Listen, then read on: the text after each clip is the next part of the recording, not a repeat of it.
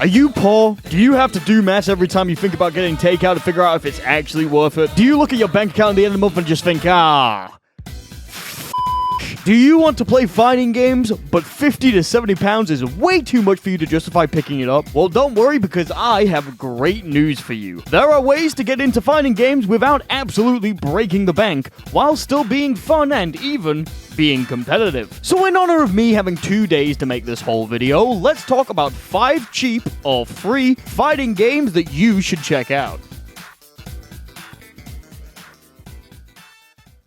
Ladies and gentlemen, it's Showdown! Skullgirls is the indie darling of the fighting game community that just refuses to stay dead for more than a few months. Originally released in 2012 on the PlayStation 3 and Xbox 360, as well as PC of course, Skullgirls has had post-launch development for the past 11 years of its existence. It hasn't exactly been the smoothest 11 years, with the game running into controversy every so often. However, the gameplay itself is extremely fun, the community is extremely passionate, the developers are dedicated to the game, and most importantly, you can get matches on the game extremely easily. Skullgirls is a tag-based fighting game, with the most unique twist I've seen in the subgenre. Instead of having a set team of 2 or 3 that you have to fill with characters, you can actually change how many characters you want to take into the match against your opponent, and each team amount changes things about the game. Solo characters have the highest health and damage, making them basically impossible to one-touch unless they're in the right condition. However,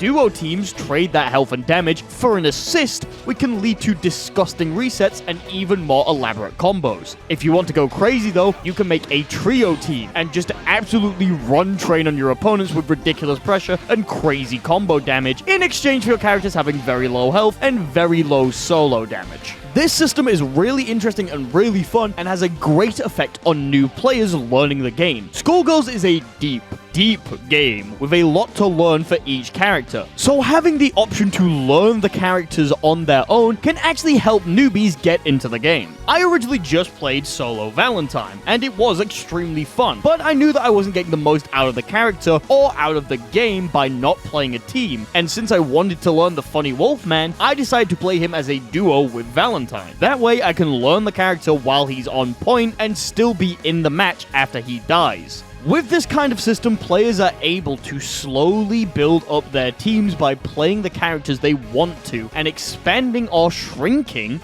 the characters that they take in. And it is an extremely fun and engaging dynamic for a team game that you won't see in many other fighting games. Apart from the amazing team mechanic, the game is bursting with charm. From the hand-drawn character sprites, which give it a wholly unique art style that no other fighting game can replicate, and more importantly has stood the test of time extremely well, to the jazz-inspired soundtrack that never fails to pump me up and get me ready for a fight. The online netcode and lobby system are also amazing. I've yet to have an actual problem with these lobbies in the few years that I've put into the game. And of course, the implementation of GGPO was one of the best at the time and is still lauded as one of the best examples of rollback implementation in a fighting game. I will warn you though that if you go down this path, be prepared to get knowledge checked.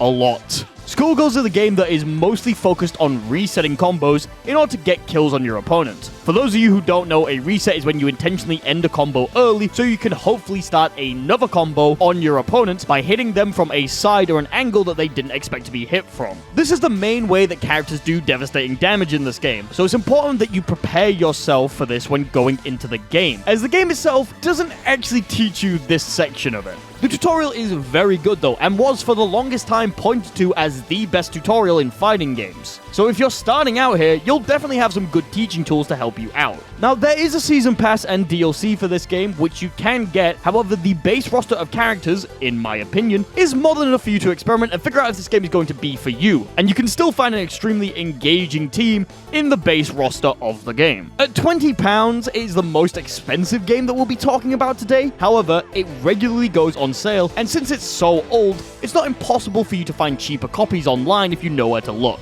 The game is a darling of the fighting game community and an absolute blast as long as you have the time to learn how to deal with everything people are throwing at you. If you give Skullgirls the time and energy though, there are few other fighting games as satisfying to play as this one.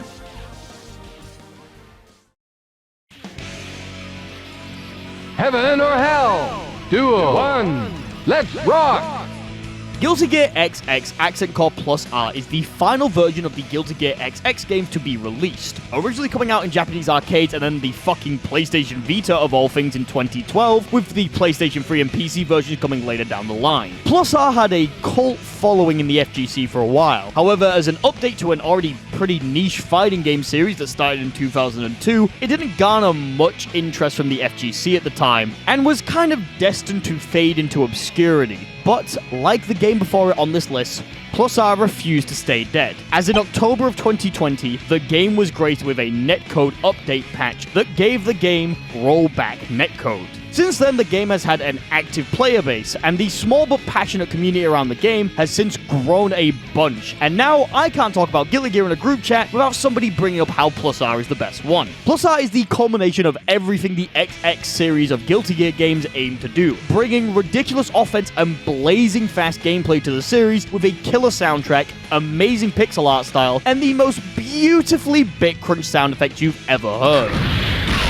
A lot of the Guilty Gear characters you know and love made their original appearance in this game, and it's arguable that this is the most powerful they've ever been in any Guilty Gear games, just due to the amount of options that each character has. Unlike the slick and refined move list of Strive, where characters have only the tools they actively need to win, with some exceptions, Plus R characters seem to play more by the rule of cool, with every character having a large array of options and specials that they can do, which all lead to a bunch of different fucked up situations that you can find yourself in. Due to the large amount of options and the lack of a modern input buffer, Plus R can be a pretty hard and intimidating game to get to grips with. However, it also has some of the most sick looking and feeling combos in the series, with characters that have absolutely insane gimmicks that aren't found in any other games. Fuck your parry stance, or it's just a fucking counter move from Bikin in Exile and Strive. In Plus R, you can do her special moves from any block that she does, and she has a super that can lock away a specific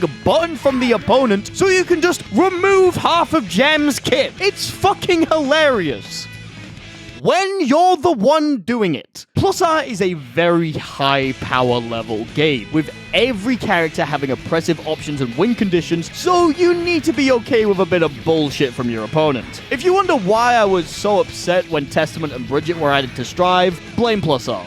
All of my negative opinions on this game are entirely based off of the fact that a high-level Testament player would raid my lobbies when I did viewer matches and just dominate the game, to the point where I literally didn't get to play. But if you're okay with blood webs and poison trees on the screen all over the place, then there's a very satisfying game under all of this. At just £11 base price on Steam, this is one of the best older games that you can get your hands on for the money. Not to mention, I've seen this game being sold at extremely cheap prices. I'm talking like £2 for the whole game in some deals, so you can definitely find it for a bargain if you know where to look. At non-peak times, you may have to go into Discord to find some matches, since the player count can get quite low, but if the community is to be believed, then there are always people down to play this game at all times. But what if you wanted something else from Arxis? Well, don't let anyone know that I told you this, but right now there's a game that I prefer that's on sale for much cheaper. Because I want to keep this video to a decent length, I'm not going to go through the reasons I like BlazBlue Central Fiction, that'll be a video for later, but in the run-up to Street Fighter 6, I played this game a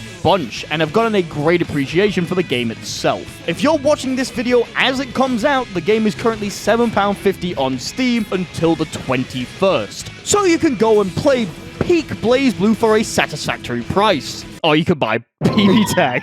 Plus, it has a consistently higher player count than Plus R for just a little bit less bullshit, as long as the B-Man isn't on screen. Either of these games would be a great choice for an amazing price, but let's be real, we can go cheaper than this, can't we?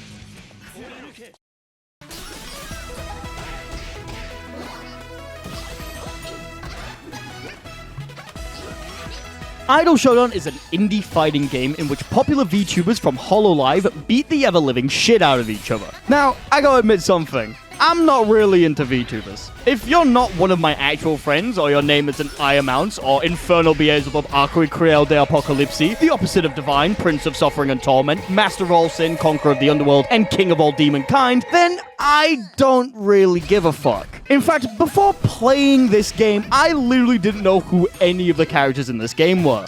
well, apart from Korone, because she solos the entire cast. Like, who have we got here? We got a character from the Booty Gacha game, a Korone if she was a gambling wolf, Kingdom Hearts man. The power of this game is much lower than the other games that we've talked about so far. So if you're looking for a more grounded base game with still some bullshit, then this may be the one for you. This doesn't mean there isn't crazy stuff in the game though. This game has some pretty interesting universal mechanics that make it stand out more from traditional 2D games, which, well, it's not exactly going for a traditional 2D fighter, but it's more like a middle ground between anime fighters and an actual ground-based fighting game. Some of the mechanics lead to really interesting situations, like, for example, you're able to spend 1 bar of your gauge in order to cancel your special moves into each other. You also have an assist character that you can bring in after you fill up the assist gauge, and they do a bunch of different things, but you might only be able to use this assist once or twice per round, depending on how long it is. The assists spike your power level up way higher than it normally is, and if you use them correctly, you can do bullshit like this, where you get a 35% combo off a normal throw.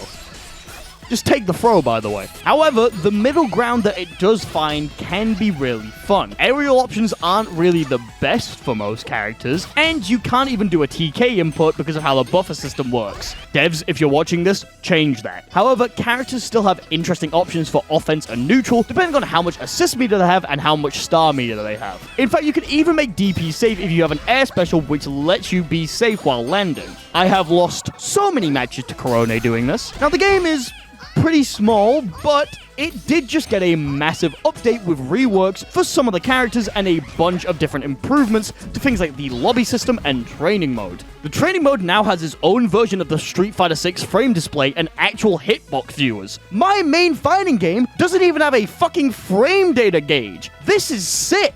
The developers have also announced they're going to be adding 2 more DLC characters, though we don't know who they are yet. They just added Pekora, who is a bunny that blows everyone up with Minecraft TNT?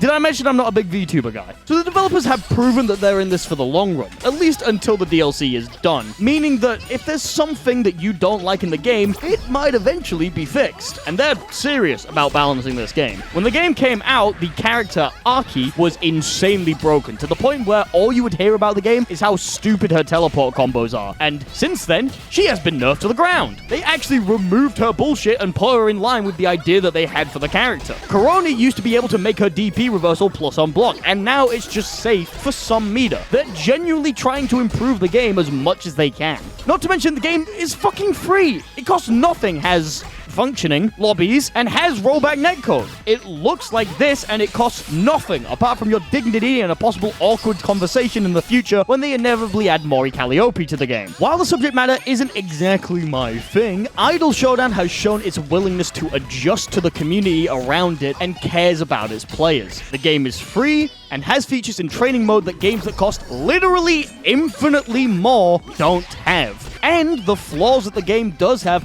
are being patched up over time thanks to the developers caring as much as they do. The only downside to me is that TKs aren't in the fucking game! Let me do a TK input, for the love of God! Hey, real quick. Have you heard about Tough Love Arena at toughlovearena.com? Tough Love Arena is a browser-based fighting game, which can be played on your PC or phone browser. It is a 4-button fighting game with 1 type of blocking, 6 unique characters, simple inputs, and only 1 way that you can jump, and it's by using one of your free special moves. Tough Love Arena at toughlovearena.com is one of the simplest and most accessible fighting games that has ever been created. I've talked about this game several times on the channel before, but it's been a while since I've given it the spotlight that it definitely deserves. Tough Love Arena at toughlovearena.com is not only free, but since it literally runs in your browser, it has very low system requirements for it to be played, and can be played from literally anywhere. From your PC that's so powerful that it could kill God, to the laptop you bought in 2006 that throws out smoke from its CPU like it's having a barbecue, it can probably run the game on both of them. Well, okay, maybe not if your PC's actually on fire. The game also has a comprehensive tutorial that teaches you about every character and all the basics that you need to know to play the game and figure out what you need to do to beat each character. Not to mention that the game has a robust training mode that allows you to lab setups and combos to your heart's content. Since you can play it on your phone, you also get the chance to play it literally anywhere you go. It doesn't have a massive data cost, so you can play it on the bus or the train. Play it in the park. Play it in a restaurant while you're on a date and show your sick garlic combos to them. The world is your oyster. Plus, the game has weekly tournaments which you can find on the home page, so you will always have a thing to do for a few hours on a Friday night, which is just great. The game has a very simple art style, but it is extremely damn appealing and charming, with how every character looks like they've been ripped directly out of a teenager's sketchbook. Not to mention, the game has something that a lot of fighting games miss somehow, and that's the big dick factor. See, the game has specific skins that you can get for every character. A lot of them are free to use, but some of them have specific requirements to meet. Requirements like reaching a certain elo, or winning one of the game's tournaments before you can unlock them. So if you see a tartan onion running around, you best get prepared to get Daigo parried. The game also has a Steam version for £10. It will give you all of the skins and actually goes to helping the developers, which is really nice. I am buying it right now after I finish recording. Here's the footage of me giving Tough Love Arena at toughlovearena.com 10 English sterling. You're welcome. You guys are awesome. All the characters are really cool. They all fit into different archetypes of Zona, Rushdown, and... well, one of these is kind of a showdown and the other is sort of a grappler, so it doesn't work exactly cleanly, but each of these characters share a lot of normals, but their specials are where they change. It's very fun to learn how to beat each character, even when they're all so simple. The developers are really cool, the game is extremely fun, it has great netcode and great lobbies, and it literally runs in your browser. What more do you want me to say? Go play Tough Love Arena at toughlovearena.com! So, we've had a wide array of games you should check out, from grounded, honest footsie games to the equivalent of going to an exam for a class you've literally never taken. But what if you want something that isn't on this list? What if you want even more options? What if you look at those four and go, none of them are quite scratching the itch that I'm feeling right now? Well, okay, you picky bastard. I got one question for you. Do you like arcade games?